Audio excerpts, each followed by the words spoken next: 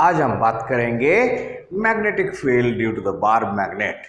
इसमें हम कौन सा कंसेप्ट यूज करेंगे मैग्नेटिक फील्ड कैलकुलेट करने के लिए? We will use the solenoid concept. So जैसे हमने एक कॉइल की वजह से, एक सर्कुलर लूप की वजह से मैग्नेटिक फील्ड कैलकुलेट किया था एक्सियल लाइन पर, तो वो हमारे पास क्या आया था?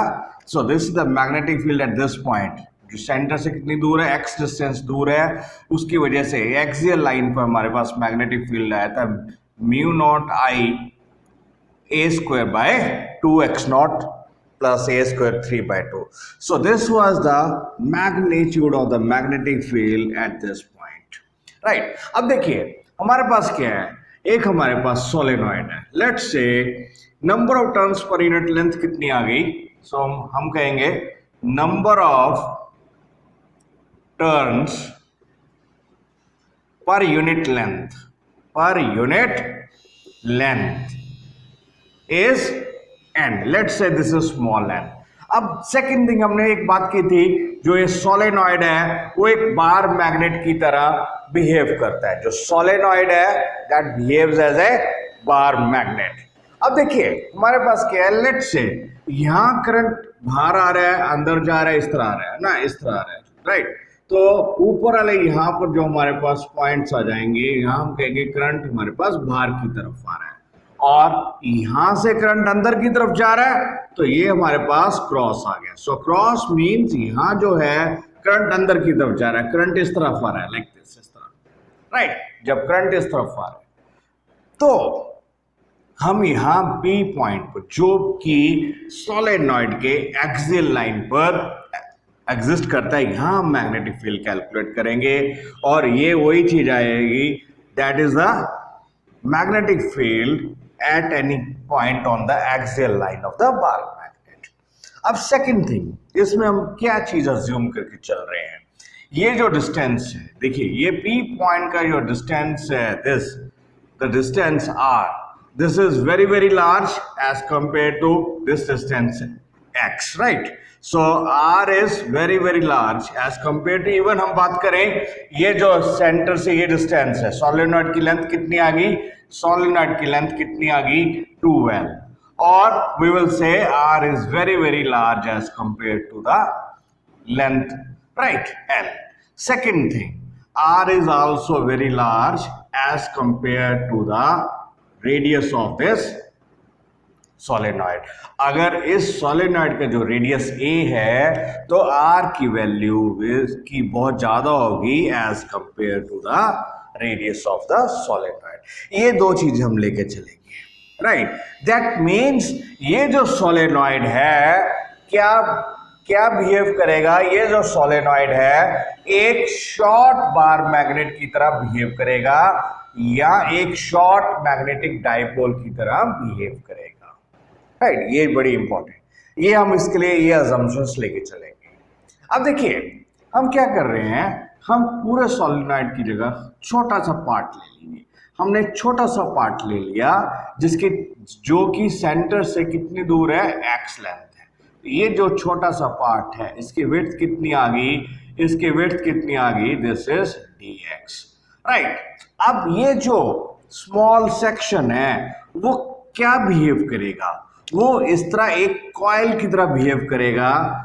लेट्स से इस तरह, जिसको हमारे पास कुछ नंबर ऑफ टर्न्स आ जाएंगी, राइट। वो एक ये छोटा सा पार्ट है, वो एक कॉइल की तरह बिहेव करेगा। यहां हमने क्या कैलकुलेट करना है कि इस सेक्शन में, ये जो सेक्शन है, इस सेक्शन में हमारे पास नंबर ऑफ टर्न्स कितनी है, राइट। ये जो सेक्शन है बस इस तरह बिहेव करेगा। ये हमारे पास एक कॉइल आ गई, उसमें मान लो कुछ नंबर ऑफ टर्न्स आ जाएंगी, उसकी वजह से यहाँ P पॉइंट पर हम मैग्नेटिक फील्ड कैलकुलेट करना है। तो पहले इस छोटे से पार्ट की वजह से यहाँ मैग्नेटिक फील्ड कैलकुलेट करेंगे। For total magnetic field calculate करने के लिए फिर हम देखेंगे, इंटीग्रेट करेंगे, छोटे छोटे पार्ट्स हैं उन सभी को ऐड कर लेंगे, तो हमारे पास क्या आ जाएगा? That will be the solenoid, right? So this is the method जो हम जिस मेथड से हम ये मैग्नेटिक फील्ड कैलकुलेट करने जा रहे हैं, right.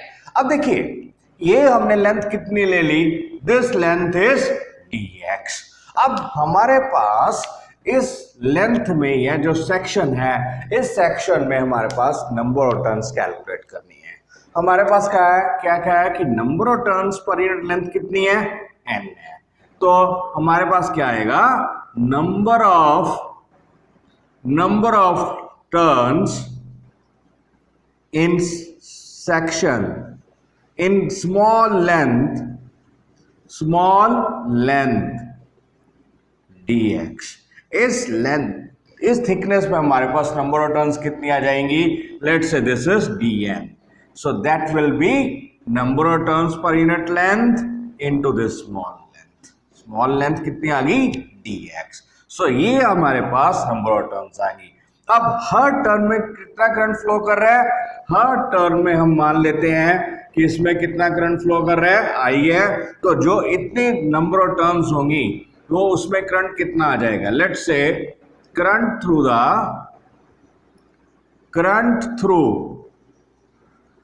The number through dn number of turns, current through dn number of turns,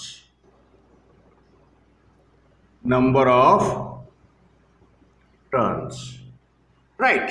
तो लेट्स से वो हमारे पास आ गया di की वैल्यू कितनी आएगी, नंबर ऑफ टर्न्स कितनी आएगी, ndx, और हर टर्न में कितना करंट फ्लो कर रहा है, i। तो ये हमारे पास करंट आ गया इस ये जो स्मॉल पार्ट हो गया सोलेनॉइड का उसमें। अब देखिए, अब यहां हमारे पास करंट भी आ गया, ये करंट आ गया। अब यहां से अगर हम डिस्टेंस ले रहे हैं, सेंटर ऑफ द सोलेनॉइड से अगर डिस्टेंस r है, तो इस जो स्मॉल पोर्शन है, इस पोर्शन के सेंटर से कितना डिस्टेंस आएगा, वो हमारे पास आ जाएगा r माइनस एक्स। क्योंकि यहां जब मैग्नेटिक फील्ड कैलकुलेट कर रहे हैं तो ये जो डिस्टेंस है, this the distance from the centre of the coil. तो यहां भी हमने जो डिस्टेंस लेना है पॉइंट P का, जहां हमने मैग्नेटिक फील्ड कैलकुलेट करना है, वो कहां से लेंगे, सेंटर ऑफ दिस कॉइल। इस सेंटर जो कॉइल मान ली, छोटा सेक्शन मान लिया, उसके सेंटर से यहां तक का डिस्टेंस कितना आ गया, r माइनस एक्स। अब हमारे पास ये फॉर्मूला अगर यूज करें तो मैग्नेटिक फील्ड कितना आ जाएगा, magnetic field at point P। तो magnetic field at point P हमारे पास आ जाएगा,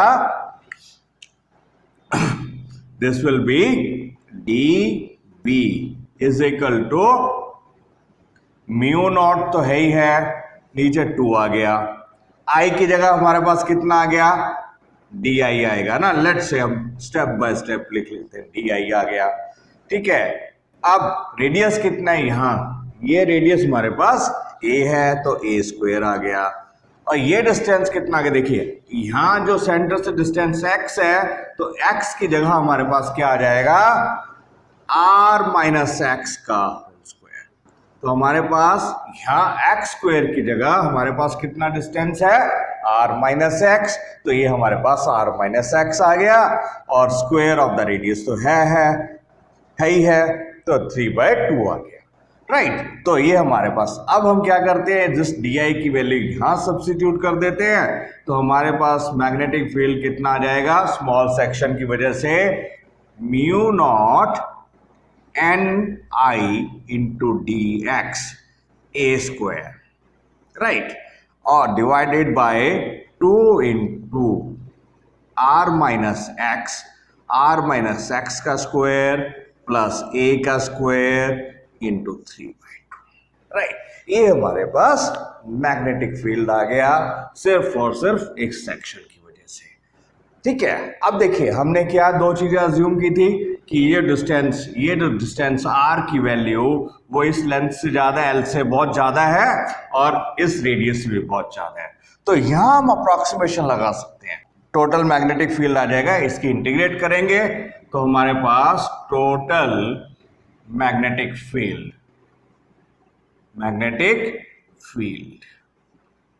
राइट, टोटल मैग्नेटिक फील्ड हमारे पास आ जाएगा integration of this dB। No देखिए, पहले हम अप्रोक्सीमेशन लगा लेते हैं, ठीक है ना, फिर बाद में बात करते हैं। चलिए, हमने कहा है कि R is very very large as compared to L, so that means again this value is even x से भी ज्यादा होगा, that means R minus x is approximately equal to R आ जाएगा। और R ये वैल्यू देखिए, ये वैल्यू हमारे पास R आ गई, तो R प्लस ए का स्क्वायर कितना आ जाएगा, R square plus A square is approximately equal to R square आ जाएगा, राइट। तो टोटल मैग्नेटिक फील्ड कैलकुलेट करने के लिए integration of this dB, right, ये आ जाएगा। देखिए हमारे पास म्यू नॉट Ni dx, ए का स्क्वायर तो है ही है, डिवाइडेड बाय 2, क्या आएगा हमारे पास, देखिए आर स्क्वायर रह गया, सिर्फ आर स्क्वायर 3/2, और ये स्क्वायर भी कट गया। तो अब हमारे पास देखिए क्या चीज चेंज, नीचे क्या रह जाएगा, आर क्यूब रह जाएगा। सो ये डिस्टेंस आर की वैल्यू फिक्स है, ये भी कांस्टेंट टर्म है। Mu naught number of turns per unit length, ये भी कांस्टेंट है, ये भी कांस्टेंट है। रेडियस ऑफ दिस, ये भी रेडियस सोलेनॉइड भी कांस्टेंट है। अब देखिए सिर्फ हमारे पास क्या रह गया, वेरिएबल dx रह गया ना। अब x की वैल्यू कहां से कहां वेरी कर रही है, ये जो वैल्यू है हमने सेंटर से ली है, ये वैल्यू ना, ये वैल्यू हमारे पास x आई है ना। यहां से सेंटर ऑफ द सोलेनॉइड से जो सेक्शन लिया है, स्मॉल सेक्शन लिया है, उसकी वैल्यू हमारे पास x आई है। अब ये x की वैल्यू कहां से कहां वेरी कर सकती है, यहां से लेके यहां तक। यहां हमारे पास x की वैल्यू कितनी आ गई, -l आ गई। यहां पर हमारे पास x की वैल्यू कितनी आ गई, +l आ गई, राइट। तो हमारे पास लिमिट्स क्या आ जाएंगी, -l to l आ गया, राइट। तो अब सिंपल हमारे पास एक इंटीग्रेशन रह गई dx के ऊपर इंटीग्रेशन। तो हमारे पास मैग्नेटिक फील्ड क्या आ जाएगा, ये आ गया मैग्नेटिक फील्ड। देखिए म्यू नॉट हम बाहर लिख लेते हैं, Ni(a²), ये भी बाहर आ गया, 2r³ आ गया, राइट। अब देखिए -l to l सिर्फ dx की इंटीग्रेशन की आएगी, x आ जाएगी। तो हमारे पास आ गया mu naught Ni(a²) upon 2q, right, into x की value -l to l, so this will be mu naught Ni(a²)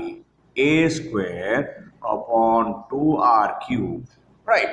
So l minus of -l, तो this is 2l है ना। तो मैग्नेटिक फील्ड कितना आ गया, mu naught N(a²) I upon 2r³ into 2l, ये 2 भी cancel हो गया, राइट। तो ये देखिए हमारे पास फाइनल वैल्यू क्या आ जाएगी, फाइनल वैल्यू आ गई हमारे पास mu naught Na² IL upon r³, right. अब देखिए टोटल एरिया कितना आ गया हमारे पास, देखिए total area of the coil, क्योंकि हमारे पास देखिए हमारे पास मैग्नेटिक मोमेंट क्या होती है, अगर एक सिंगल करंट कैरिंग लूप है, हमारे पास, अगर ये दिस इज द लूप है ना, इसका रेडियस कितना आ गया a, तो यहाँ इसका मैग्नेटिक मोमेंट कितनी आएगी, देखिए मैग्नेटिक मोमेंट क्या आएगा, current into area of the loop. Area कितना आ गया सर्कल का, πa², तो हमारे पास मैग्नेटिक मोमेंट कितनी आएगी, I इंटू πa², ये आ गया मैग्नेटिक मोमेंट। अब हमारे पास देखिए, तो अगर नंबर ऑफ टर्न्स n आ गई, अगर नंबर ऑफ टर्न्स n है, तो मैग्नेटिक मोमेंट कितनी आ जाएगी, Ni इंटू πa²। अगर नंबर ऑफ टर्न्स कितनी है, n है, तो हमारे पास मैग्नेटिक मोमेंट ये आ जाएगी। अगर नंबर ऑफ टर्न्स कितनी है, 1 है, तो मैग्नेटिक मोमेंट ये आ जाएगी ऊपर, I इंटू πa²। यहाँ हमने देखना है, देखिए इस एक सेक्शन की देखिए मैग्नेटिक मोमेंट की टोटल एरिया हमें ये जो एक कॉइल का एरिया तो हमें पता है पाई ए स्क्वायर है, तो हमारे पास टोटल नंबर ऑफ टर्न्स हो जाएंगी। टोटल नंबर ऑफ टर्न्स का कॉरस्पॉन्डिंग हमने टोटल एरिया कैलकुलेट कर लेना है। तो अब हमारे पास यहां से यहां तक कितनी लेंथ हो गई? Length of the solenoid becomes 2L। तो हमारे पास टोटल लेंथ कितनी होगी? 2L हो गई। तो हमारे पास क्या आएगा? नंबर ऑफ टर्न्स, यहां हम कैपिटल N लिख लेते हैं क्योंकि number of turns per unit length को हमने स्मॉल n लिखा है, right here. So number of turns of the given solenoid, ठीक है।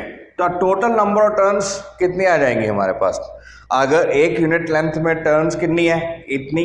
Number of turns per unit length कितनी है? स्मॉल n है। तो टोटल नंबर ऑफ टर्न्स कितनी आ जाएंगी इन लेंथ? 2L। तो it will be n number of turns per unit length, हमारे पास n आ गई और टोटल लेंथ कितनी आ गई? 2L। तो ये हमारे पास नंबर ऑफ टर्न्स आ जाएंगी, राइट। और एरिया कितना आएगा? देखिए एक कॉइल का एरिया कितना है? सो हमारे पास area of coil is pi A square. Total area हमारे पास कितना आ जाएगा? Number of turns into area of one coil.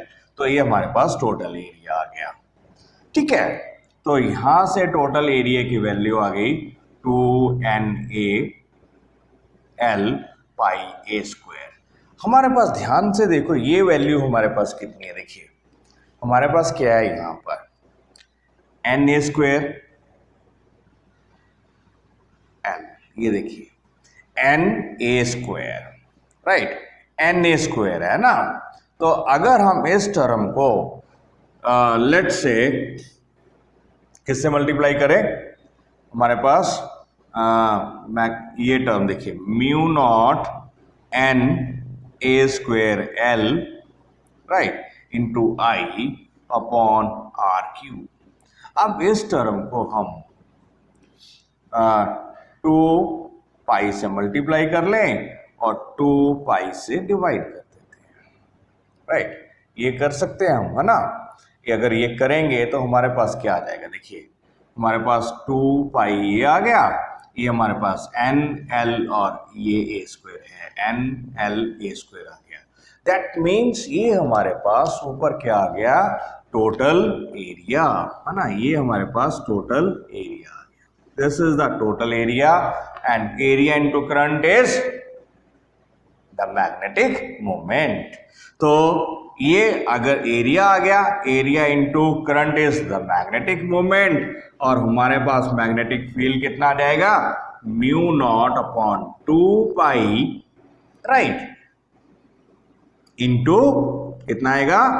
Magnetic moment m upon are cube. ये हमारे पास मैग्नेटिक फील्ड आ जाएगा, राइट। अब देखिए इस चीज को अगर हम बात करें कि हमारे पास क्या था, अगर इस सोलेनॉइड के हमने बार मैग्नेट के एक्सियल पॉइंट पर अगर मैग्नेटिक फील्ड कैलकुलेट किया था, वो कितना आया था? देखिए वो हमारे पास आया था magnetic field due to the short dipole, है ना।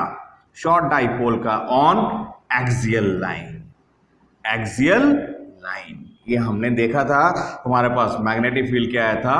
म्यू नॉट बटे 4 पाई 2m upon are cube.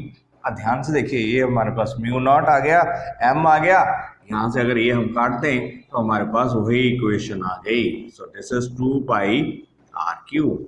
So that means this is another method of calculating the magnet, ठीक है, due to the dipole magnetic. Next बात करते हैं एक नया टॉपिक क्या है? That is the Gauss's law of magnetism.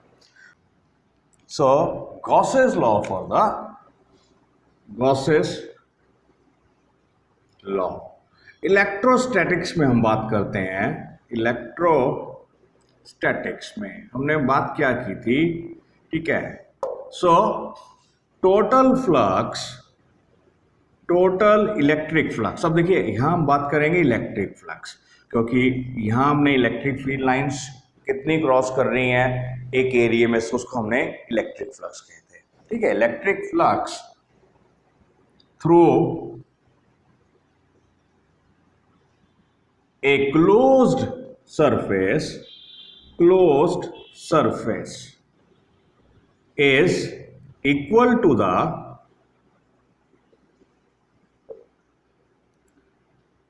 equal to the 1 by epsilon naught times the charge enclosed। ये हमने बात की थी, है ना। तो उसमें हमने बात की थी दैट इज टोटल फ्लक्स कितनी आएगी, this is integral of E dot D S. So this is Q enclosed upon epsilon not, ये हमने बात की थी, राइट। अब देखिए इसमें क्या था कि अगर हमारे पास एक पॉइंट चार्ज है, पॉजिटिव चार्ज है, तो इसकी इलेक्ट्रिक फील्ड लाइंस किस तरह जा रही है, बाहर को जा रही है। इलेक्ट्रिक फील्ड लाइंस बाहर को जा रही है। So these are the electric field lines, right? ये हमारे पास इलेक्ट्रिक फील्ड लाइंस आ गई। तो इसके अराउंड हमने देखा कि यहाँ हमने क्लोज सरफेस बना लिया है, दिस इज क्लोज सरफेस। वो रेगुलर भी हो सकता है और इरेगुलर भी हो सकता है। तो हमने क्या देखा था कि जो इलेक्ट्रिक फील्ड लाइंस है बाहर की तरफ जा रही है, इलेक्ट्रिक फील्ड लाइंस बाहर की तरफ जा रही है, तो हम कहेंगे फ्लक्स इज पॉजिटिव, राइट। अगर हमारे पास एक नेगेटिव चार्ज है तो उसकी जो इलेक्ट्रिक फील्ड लाइंस है दे आर इनकमिंग। यहां पर हमारे पास इलेक्ट्रिक फील्ड लाइंस अंदर को आ रही हैं। तो यहां हमने बात की थी कि हमारे पास जो क्लोज सरफेस लेंगे, again the number of electric field lines remains constant, है ना। तो फ्लक्स रिमेन्स कांस्टेंट। ये चाहे हम ये वाला सरफेस ले लें, चाहे हम बड़ा सरफेस ले लें, चाहे यहाँ से हम छोटा सरफेस ले लें, यहाँ हमारे पास number of electric field line जितनी बाहर जा रही हैं इस सरफेस से, लेट्स से ये फर्स्ट सरफेस है, जितनी number of electric field lines बाहर जा रही हैं उतनी इलेक्ट्रिक फील्ड लाइंस ये सेकंड सरफेस में से जा रही हैं। दैट मीन जो फ्लक्स है वो हम बात कर रहे हैं कि नंबर ऑफ फील्ड लाइंस कितनी क्रॉस कर रही है। Flux means the flow of the field lines. तो हम जब भी हम बात करते हैं फ्लक्स की, this is the flow of field lines. अगर हम इलेक्ट्रिक लाइंस की बात करेंगे तो हमारे पास क्या आ जाएगा, electric flux. For electric field lines तो हमारे पास इलेक्ट्रिक फ्लक्स की बात करेंगे, इलेक्ट्रिक फ्लक्स की बात करेंगे। ठीक है, यहां पर हमारे पास फ्लक्स पॉजिटिव है, यहां पर जो इनकमिंग लाइंस है तो फ्लक्स की वैल्यू नेगेटिव है। सो यहां हम बात कर रहे हैं this is the positive flux की बात कर रहे थे, या हमने नेगेटिव फ्लक्स की बात की है, राइट। अब जैसे हमने यहां देखा है flow of the field lines, अगर इलेक्ट्रिक फील्ड लाइंस है तो उसके कॉरस्पॉन्डिंग हमारे पास फ्लक्स क्या कहेंगे, इलेक्ट्रिक फ्लक्स है।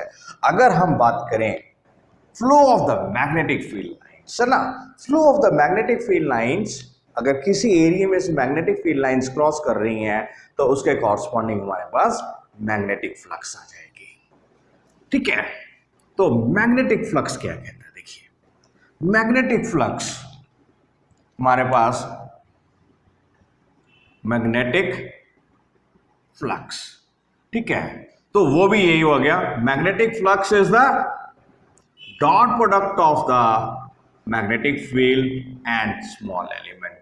सो देखिए इलेक्ट्रिक फ्लक्स की बात करी थी, फाई ई आ जाएगा, this is the line integral of the surface integral of the electric field over the closed surface। यहां हमने क्या है, this is the mathematical, हम ये कहेंगे this is the surface integral of the electric field over the closed surface, ठीक है। so this is equal to q enclosed upon epsilon। ये हो गया हमारे पास गॉसेस लॉ आ गया ना। अब देखिए यहां पर तो हमारे पास आइसोलेटेड पॉजिटिव चार्ज था, आइसोलेटेड नेगेटिव चार्ज था।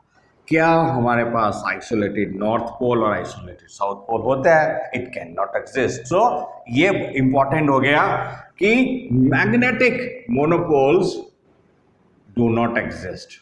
Monopoles do not exist, right. अब देखिए, अगर हम डाइपोल की बात कर रहे हैं, चार्जेस की बात कर रहे हैं, अगर इलेक्ट्रिक डाइपोल है, हमारे पास एक इलेक्ट्रिक डाइपोल क्या होता है? एक पॉजिटिव चार्ज और एक negative charge, they are separate by certain distance. अब यहां से अगर देखें कि इसकी इलेक्ट्रिक फील्ड लाइंस किस तरह जाती है, so electric field lines travel like this, right. So electric field lines travel like this, यहां इलेक्ट्रिक फील्ड लाइंस इस तरह ट्रेवल कर रही है, यहां इलेक्ट्रिक फील्ड लाइंस ये आती है। अब इसके क्लोज सरफेस देखिए, अगर हम इसके अराउंड क्लोज सरफेस बनाएं तो ये हमारे पास क्लोज सरफेस आ गया, राइट। अब देखिए यहां पर कितनी इलेक्ट्रिक फील्ड लाइंस बाहर की तरफ जा रही हैं, ये, ठीक है ना, लेट से इस तरफ बाहर जा रही है, इस तरफ बाहर जा रही है ना, ये आ गया। तो ये हमने ये क्लोज सरफेस मान लिया, राइट। यहां पर ये जा रही है, ये जा रही है ना, यहां से ये जा रही है, 1 2 3 4 5 6। सो हमारे पास जितनी number of electric field lines बाहर जा रही है, दैट मींस उसके कॉरस्पॉन्डिंग हमारे पास एक फ्लक्स पॉजिटिव आ गई, है ना, this is the positive flux, right. अब यहां अगर हम देखें तो इस क्लोज सरफेस में मैग्नेटिक फील्ड लाइंस कितनी एंटर कर रही हैं? 1 2 3 4 5 6। तो 6 मैग्नेटिक फील्ड लाइंस एंटर कर रही हैं, तो उसके कॉरस्पॉन्डिंग उतनी ही मैग्नेटिक फ्लक्स होगी, लेकिन वो नेगेटिव होगी जितनी की पॉजिटिव चार्ज है। तो ये आउटगोइंग फ्लक्स और ये incoming flux, the total flux कितनी आ जाएगी for the dipole? Total electric flux is 0, है ना। तो जितनी मैग्नेट इलेक्ट्रिक फील्ड लाइंस बाहर जा रही हैं, उतनी ही इलेक्ट्रिक फील्ड लाइंस अंदर जा रही आ रही हैं, तो हमारे पास टोटल इलेक्ट्रिक फ्लक्स 0 होगी। अब यही चीज अगर हम मैग्नेटिक फ्लक्स के कॉरस्पॉन्डिंग देखें, मैग्नेटिक फील्ड के कॉरस्पॉन्डिंग देखें, तो हमारे पास क्या आएगा? इंपॉर्टेंट क्या है? मैग्नेटिक पोल मोनोपोल्स एग्जिस्ट नहीं कर सकते, हमेशा नॉर्थ और साउथ पोल इकट्ठे ही आएंगे, है ना। तो हम कहेंगे कि Gauss's law for the magnetism क्या आएगा? This is the line integral, sorry, not line. Gauss's law states that the surface integral of the magnetic field over the closed surface is always 0, right. अब देखिए यहां हमारे पास electric flux की जगह पर हमारे पास कॉरस्पॉन्डिंग क्या आ गया? Magnetic flux. इलेक्ट्रिक फील्ड के कॉरस्पॉन्डिंग हमारे पास मैग्नेटिक फील्ड आ गया, ये हमारे पास एलिमेंट है। यहां पर भी हम क्या बात करेंगे? क्लोज्ड सरफेस की बात करेंगे। यहां भी हमने क्लोज सरफेस की बात कर रहे हैं। तो हमारे पास क्या, देखिए एक मैग्नेटिक डाइपोल है, एक मैग्नेटिक डाइपोल आ गया, ये नॉर्थ हो गया, ये साउथ हो गया। तो इसकी मैग्नेटिक फील्ड लाइंस किस तरह ट्रेवल कर रही हैं? इस तरह ट्रेवल कर रही हैं। So these are the magnetic field lines, है ना, these are the magnetic field lines like this. यहां पर ये आ गई, है ना, सॉरी, यहां से बाहर की तरफ जाएंगे ना, ये बाहर की तरफ, यहां से अंदर की तरफ आ रही है, ये अंदर की तरफ आ रही है। अब यहां पर अगर हम क्लोज सरफेस की बात करें, कोई भी हम क्लोज सरफेस ले लें, ये आ गया ना, ये हमारे पास क्लोज सरफेस आ गया। तो ये हमारे पास क्लोज सरफेस आ गया, ये आ गया। यहां पर देखिए फर्स्ट एक मैग्नेटिक फील्ड लाइन बाहर की तरफ जा रही है, यहां पर magnetic field line 1 2 3 4 5, that means 5 magnetic field lines बाहर की तरफ जा रही हैं, तो उसके कॉरस्पॉन्डिंग हमारे पास कुछ ना कुछ पॉजिटिव फ्लक्स आएगी, है ना, ये मैग्नेट।